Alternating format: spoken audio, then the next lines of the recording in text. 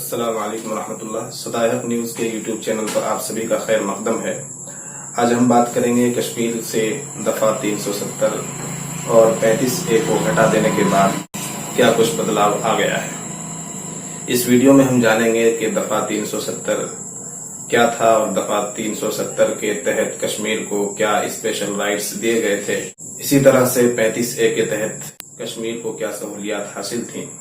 یہ تو واضح ہے کہ دفعہ 370 اور 35A کو ہٹائے جانے کے بعد کشمیر اور اہل کشمیر کو وہ تمام اسپیشل رائٹس ان سے چھین لیے جائیں گے اور وہ انہیں مہیا نہیں ہوں گے۔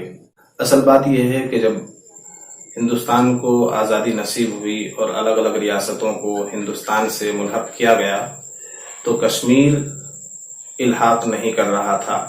کشمیر نے ہندوستان کے ساتھ الحاق اسی وقت کیا جب اسے مجبوری پیش آئی۔ اس کے باوجود کشمیر نے اپنی شرائط کے ساتھ ہندوستان کے ساتھ الحاق کیا تھا اور ان شرائط میں دفعہ 370 اور اس کے بعد 35A بنایا گیا، جس سے کشمیر اور اہل کشمیر کو بہت ساری سہولیات حاصل تھی۔ کشمیر کے لیے الگ قانون، کشمیر کے لیے الگ سنویدھان، کشمیر کے لیے الگ جھنڈا تھا۔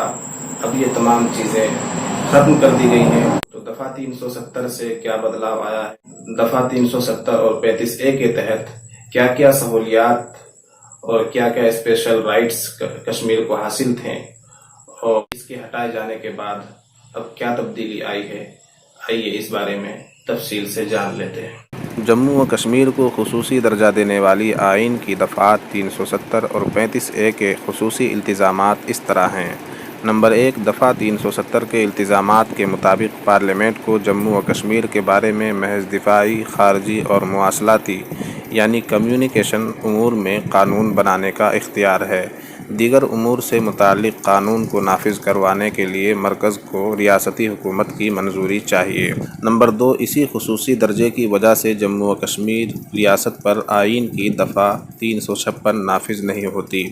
نمبر 3، اسی وجہ سے صدر جمہوریہ کے پاس ریاست کے آئین کو برخاست کرنے کا حق نہیں ہے۔ نمبر 4، 1967 کا شہری زمین قانون جموں و کشمیر پر نافذ نہیں ہوتا، جس کی وجہ سے ملک کی دیگر ریاستوں کے عوام جموں و کشمیر میں زمین نہیں خرید سکتے۔ نمبر 5، آئین کی دفعہ 360 جس کے تحت ملک میں آئینی ایمرجنسی نافذ کرنے کا التزام ہے، وہ بھی جموں و کشمیر پر نافذ نہیں ہوتا۔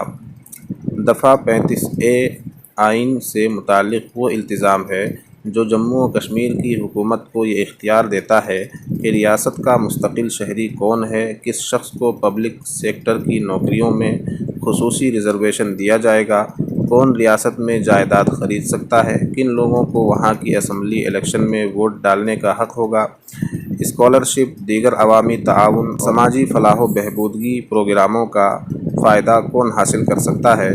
اس دفعہ کے تحت یہ بھی التزام ہے کہ اگر ریاستی حکومت کسی قانون کو اپنے حساب سے بدلتی ہے تو اسے ملک کے کسی بھی عدالت میں چیلنج نہیں کیا جا سکتا۔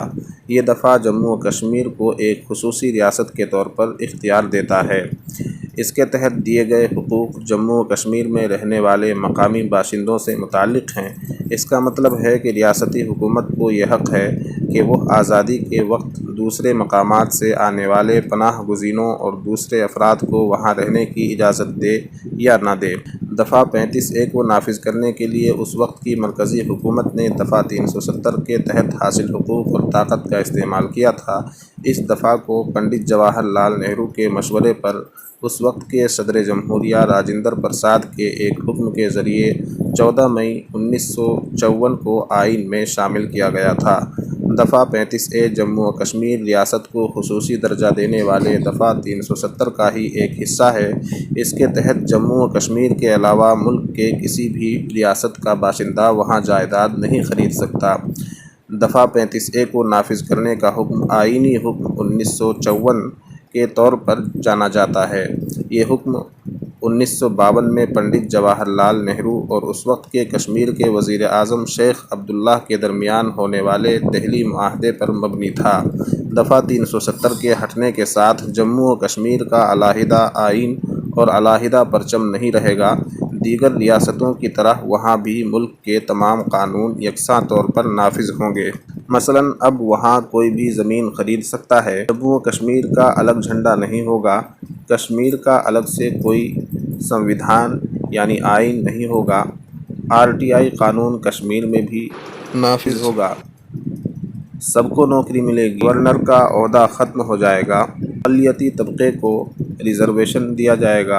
आर्टिकल 356 नाफिज होगा। दोहरी शनाख्त ख़त्म हो जाएगी। कश्मीर की विधानसभा मरकज़ी हुकूमत के तहत होगी। लद्दाख चंडीगढ़ की तरह मरकज़ी हुकूमत के तहत होगा। इसी तरह मुल्क के तमाम कानून कश्मीर में नाफिज किए जाएंगे।